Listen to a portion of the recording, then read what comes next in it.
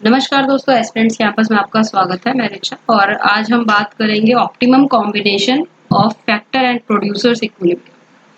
ठीक है, हालांकि ये इतना ज़्यादा इम्पोर्टेंट टॉपिक नहीं है, बट फिर भी चलिए जान लेते हैं। क्योंकि अगर हम पढ़ रहे हैं ना, कोई भी अगर हम कोर्स करते हैं तो सिर्फ वो हमें पास होने के लिए नहीं करना चाहिए। ठीक है, अगर आप कोई कोर्स कर रहे हैं तो आपको उस बुक की नॉलेज और उस कोर्स में जो भी आपने पढ़ा है वो नॉलेज होना जरूरी है। तो नॉलेज के लिए पढ़िए, ना कि मार्क्स के लिए। ठीक है, तो चलिए शुरू करते हैं। So far we have explained as to how different combinations of inputs allow a producer to attain a certain level of output। अलग अलग जो कॉम्बिनेशन ऑफ इनपुट्स होते हैं वो कैसे अलाउ करते हैं एक आउटपुट प्रोड्यूस करने के लिए। ठीक है, प्रोड्यूसर को the producer is free to choose any of these input combination. Producer जो है वो कोई भी इनपुट कॉम्बिनेशन को अपनी मर्जी से चूज कर सकता है।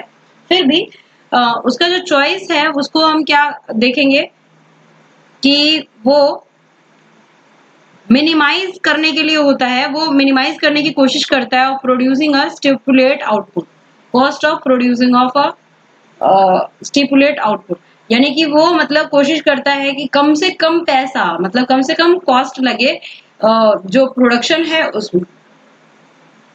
अब input prices and ISO cost lines. ठीक है, अभी आईसो कॉस्ट लाइन के बारे में हम पढ़ेंगे और इनपुट प्राइस के बारे में। अब आइसो कॉस्ट लाइन क्या होता है, सीधा सा है।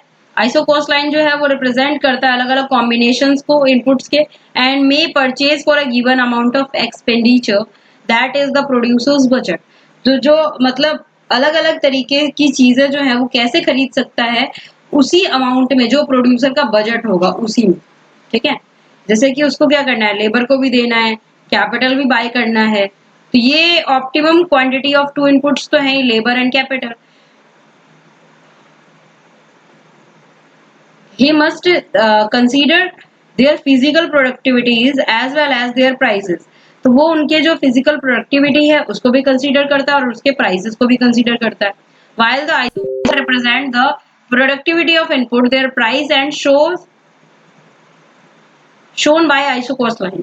तो जो मतलब आइसो क्वांट्स है वो क्या रिप्रेजेंट करता है, प्रोडक्टिविटीज को।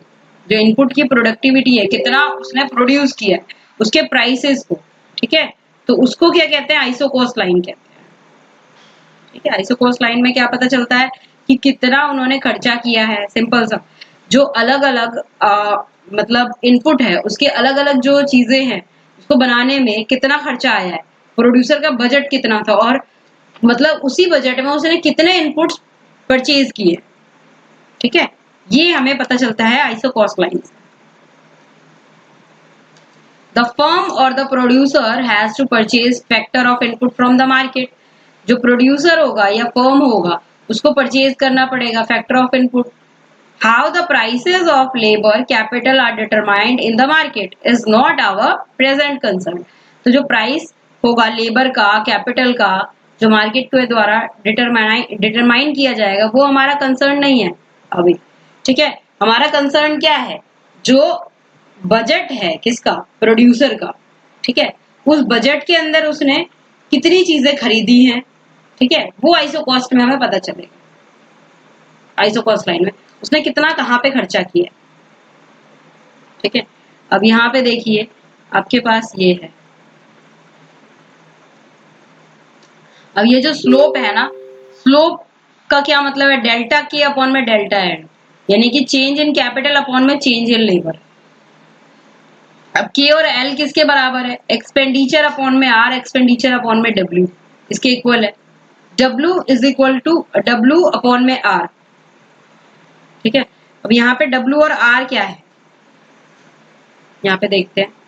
देखिए, द प्राइस ऑफ लेबर को डब्ल्यू से रिप्रेजेंट किया गया है और प्राइस ऑफ कैपिटल को आर से रिप्रेजेंट किया गया।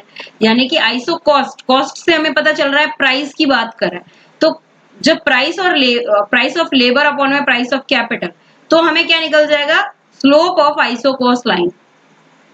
ठीक है, कि लेबर अपॉन में कैपिटल का कितना प्राइस लगा है उसका जो रेशियो होगा वो निकलेगा स्लोप ऑफ कॉस्ट लाइन। यानी कि मान लीजिए लेबर का रेशियो कैपिटल का K3 रेशियो है, लेबर का L3 है। ठीक है, तो कितना उसका खर्चा जा रहा है, 1500 रुपीज उसका खर्चा जा रहा है। तो ये मतलब जितना ज्यादा कॉस्ट लाइन होगा, ठीक है, higher cost line indicate higher cost. ठीक है, देखिए जैसे K1 के और L1 है तो इसका क्या है, कॉस्ट 500 है, और इंक्रीज हुआ 1000 हुआ, और इंक्रीज हुआ 1500 हो गया।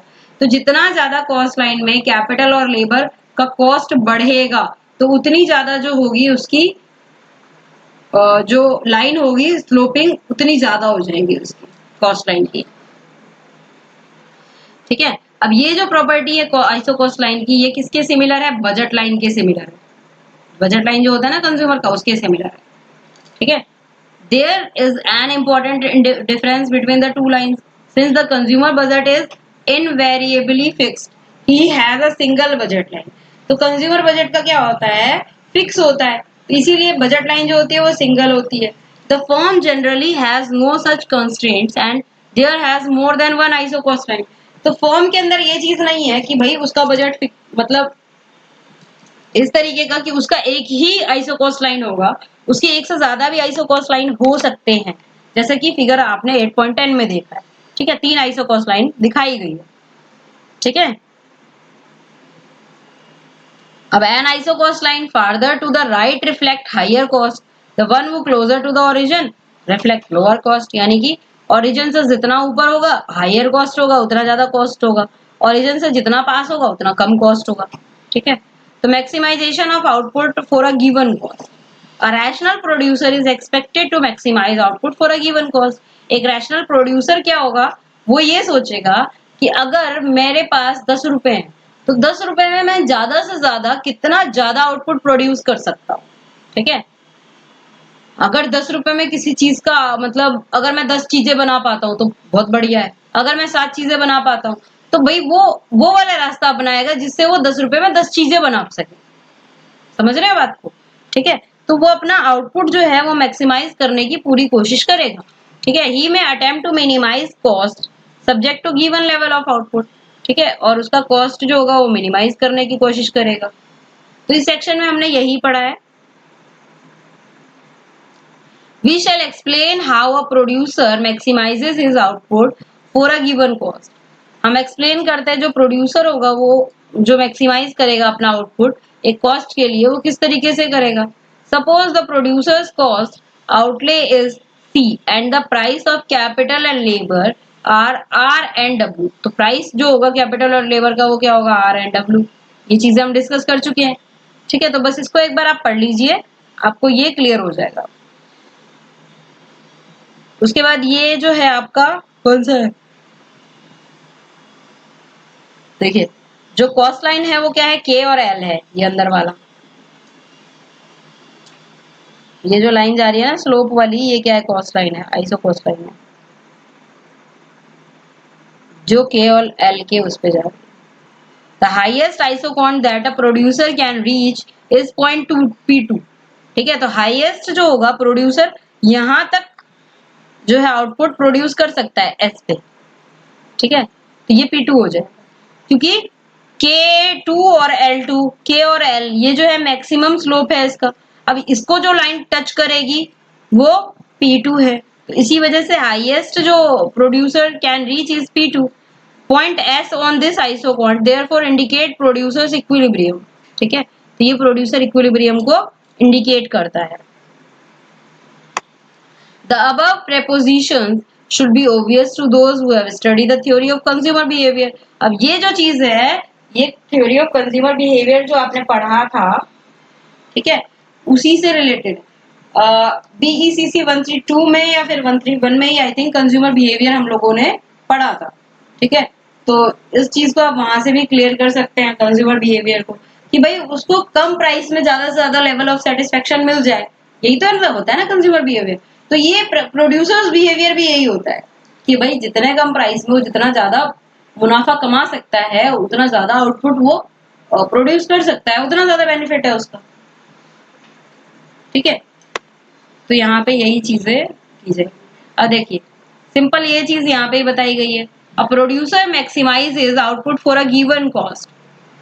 ठीक है, एक प्रोड्यूसर जो है मैक्सिमाइज करता है अपना आउटपुट एक गिवन कॉस्ट के लिए, only when the marginal rate of technical substitution of labor for capital is equal to the ratio of price labor to the price of capital.